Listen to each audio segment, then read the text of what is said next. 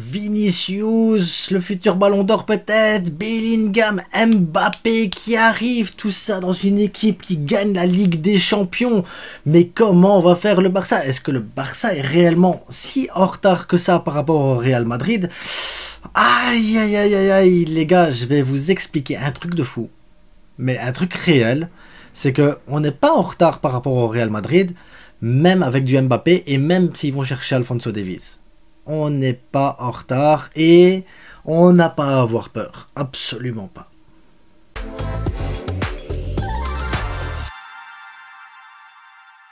Bonjour à toutes et à tous. Alors vous êtes en train de vous dire ça y est, une vidéo troll à nouveau, le gars il va partir. Non, non, non et non. Vidéo extrêmement sérieuse les gars. Le Barça n'a pas à rougir, le Barça n'a pas à avoir honte et le Barça n'a pas à se sentir inférieur au Real Madrid, loin de là. Là vous allez me dire, ouais mais 2 secondes, là ces 10 dernières années, 2014, 2016, 17, 18, 22, 24, le Real Madrid il prend 6 Ligues des Champions direct en 10 ans. Les joueurs ils renouvellent, il y a des blessures, ils gèrent et tout, oui. Oui, le Real Madrid n'est pas une faible équipe, le Real Madrid n'est pas un petit club, le Real Madrid c'est pas non plus des enfants de cœur, on est d'accord, j'ai pas de problème avec ça, y a pas de souci. Là t'es en train de me dire, oui mais là en plus en attaque, du Vinicius, du Mbappé, du Bellingham, du Rodrigo, t'as même Brahim Diaz derrière, même Roselu peut être dangereux, bref, t'as du Arda Güler qui arrive, et là tu me dis, comment tu veux espérer que le Barça réagisse face à ça, face à une telle armada? Mais c'est simple, le Barça reste et restera toujours une grande équipe. Et là, c'est de nouveau reparti, mais vous n'avez pas d'argent, comment vous allez investir? Le Barça, c'est la crise, c'est le club le plus honteux, c'est la honte, il n'y a pas d'argent, vous allez vendre quoi? La pelouse, il n'y a plus de pelouse, et voilà, je sais, je connais les arguments, vous savez pas acheter, tout ça, bref. L'argumentaire, on le connaît déjà. Si on revient...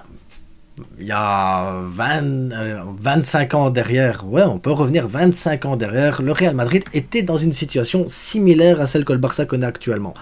Le Real a dû vendre leur terrain d'entraînement à la communauté à Madrid, parce que voilà, la commune de Madrid, bon, ils l'ont vendu plus cher que ce que ça valait, mais ils l'auront vendu. Ils ont vendu des droits TV, ils ont vendu plein de trucs. Le Real Madrid était dans une crise financière très compliquée début des années 2000.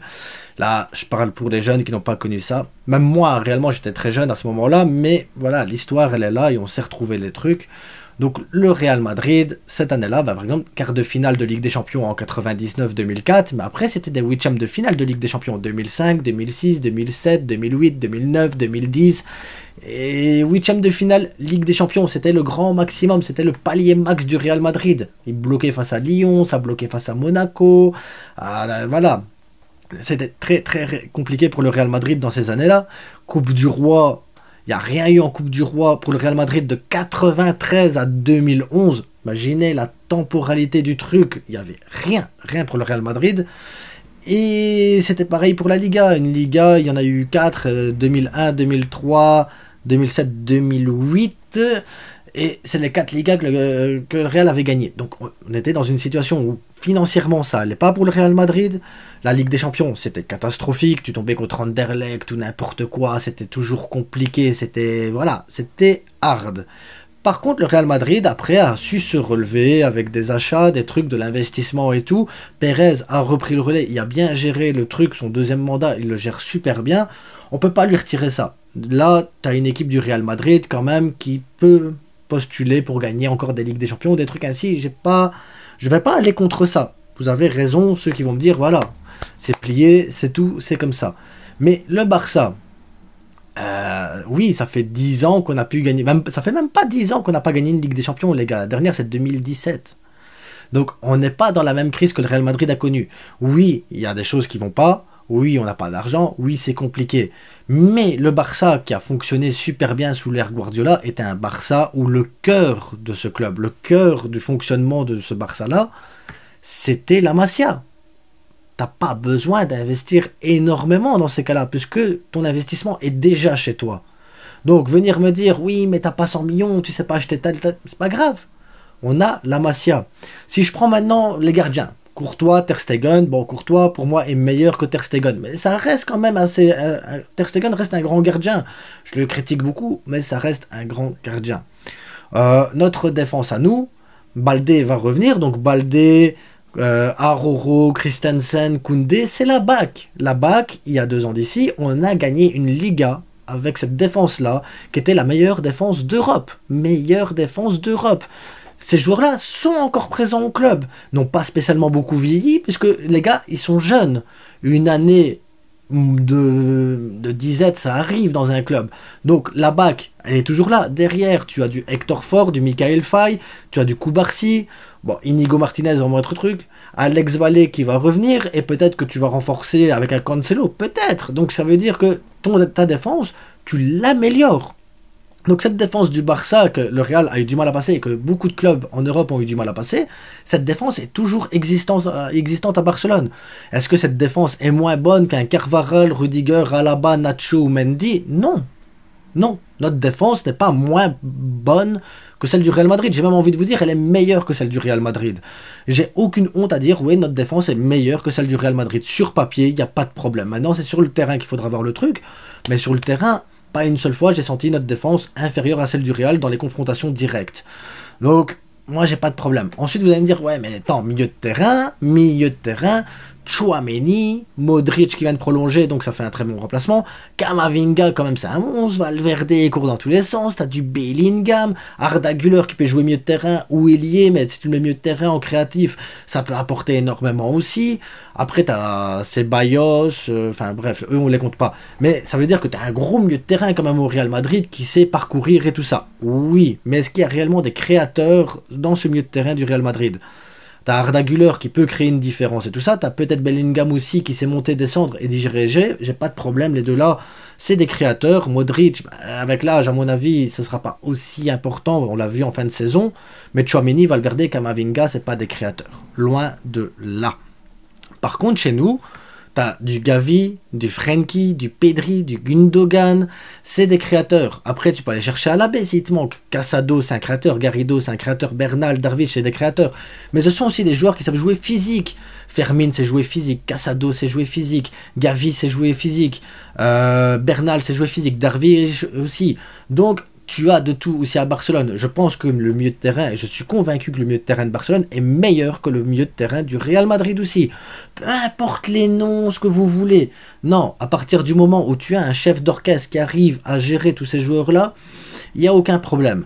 Ensuite, derrière, tu as l'attaque du Real Madrid. Là, l'attaque du Real Madrid, Rodrigo, Brahim Diaz, c'est des joueurs qui pourraient être titulaires limite à Barcelone. Franchement, Vinicius, Mbappé, ça fait mal. Roselu, on verra s'il va prolonger ou s'ils vont le garder. Mais en attendant, Vinicius, Mbappé, c'est-à-dire quand même, ça fait mal. Mais Vinicius, Mbappé tout seul, est-ce qu'ils peuvent réussir à passer notre défense sur le milieu de terrain sans aide? Non.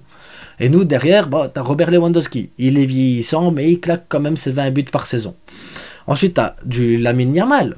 L'air de rien, il avait 16 ans. Maintenant, 17 ans, une Coupe d'Europe dans les jambes, un peu plus d'habitude. Le gars, il va prendre en main maintenant sa carrière, sa saison, son truc. Il va grandir. Il aura que 17 ans. 17 ans. Et ce gars-là a autant de talent qu'un Vinicius ou qu'un Mbappé. Avec le temps, vraiment, ça va s'affirmer, mais j'ai aucun doute sur le fait que ce joueur-là peut apporter énormément. Après, ça pêche un petit peu. Ferran Torres, c'est un bon remplaçant, sans plus. Oui, on manque de talent. T'as Ansu Fati qui revient. Est-ce que s'il revient avec les mêmes intentions de « je vais revenir maintenant pour montrer tout ça », Ansu Fati peut être intéressant. Et après, derrière, tu as du Victor Roque, Marc Gouillou, Alarcon, Pau Victor. C'est des joueurs vraiment qui peuvent apporter énormément s'ils sont fournis correctement par les milieux de terrain. Après, tu vas me dire, ouais, mais quand même, l'attaque, elle est faiblarde. Mais ça reste une attaque qui, sur les 2 dernières saisons, l'attaque du Barça est l'attaque qui s'est procuré le plus d'occasions en Europe. Le plus d'occasions, les gars, je le répète. Ça veut dire qu'avec un peu de finition, un peu de concentration et avec un peu de réussite, cette attaque-là peut te claquer 2-3 buts par match. Facile. Avec un milieu de terrain qui sait dominer, jouer vertical, aller au physique, il n'y a pas de problème. Une défense qui a réussi à être meilleure défense d'Europe pendant une saison et gagner la Liga ils ont gagné la Liga. C'est que la défense qui a gagné la Liga cette année-là. On a tenu face à toutes les équipes. Donc, moi, j'ai aucun souci de dire que le Barça n'aura aucun problème. Oui, il y a des problèmes financiers, comme beaucoup de clubs ont eu des problèmes financiers, comme le Real en a eu des gros. On a des soucis sur la structure et tout ça, Mais si tu prends le talent de la Masia, le cœur de la Masia, les joueurs qui vont se mouiller pour le maillot, embrasser les cuissons et faire ce qu'il faut pour qu'on gagne les matchs, avec un entraîneur derrière qui va peut-être apporter un côté physique et un côté de verticalité qui va nous permettre de jouer un peu plus vite, j'ai aucun problème. Je suis convaincu que le Barça, ce Barça-là, avec ces joueurs-là, peuvent très bien aller faire une finale de Ligue des Champions ou gagner la Liga. Il n'y a aucun problème avec ça. Mais si après tu arrives à faire venir un Kimmich ou un Nico Williams pour renforcer le tout, on est injouable. On sera injouable. Et le Real Madrid, avec ses Mbappé, ses Davis, est-ce que tu veux, injouable. Et à côté de ça, nous, comme c'est des joueurs qui viennent du cœur de la Masia, qui viennent, et que derrière tu viens chercher des joueurs vraiment ailleurs que tu as besoin pour renforcer vraiment l'équipe dans tes points faibles, il n'y aura pas ce problème d'ego non plus, il n'y aura pas ce problème de vestiaire parce que les gens sont moulés dans ce club. On verra l'année prochaine avec Vinicius, Mbappé, les histoires de Ballon d'Or, Bellingham et tout ça, on verra comment ça va gérer. Là vous me dites Ancelotti, il a l'habitude, mais Ancelotti c'est sa dernière saison après. Sa dernière saison.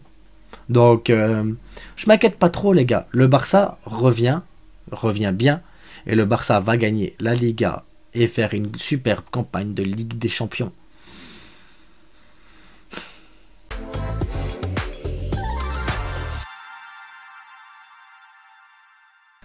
Bref, n'oubliez pas, c'est que du foot. C'est mon opinion à moi personnelle. Maintenant, les gens ils peuvent dire oui, mais non, tu déconnes, c'est n'importe quoi. C'est pas grave. Moi, je suis convaincu que mon club, le Barça, peut le faire et va le faire. C'est ça le truc qui est fou. C'est que je suis convaincu qu'on peut le faire et qu'on va le faire. Parce que le Barça m'est qu'un club. En attendant, si vous avez aimé la vidéo, likez, s'il vous plaît, likez, c'est hyper important, partagez, abonnez-vous.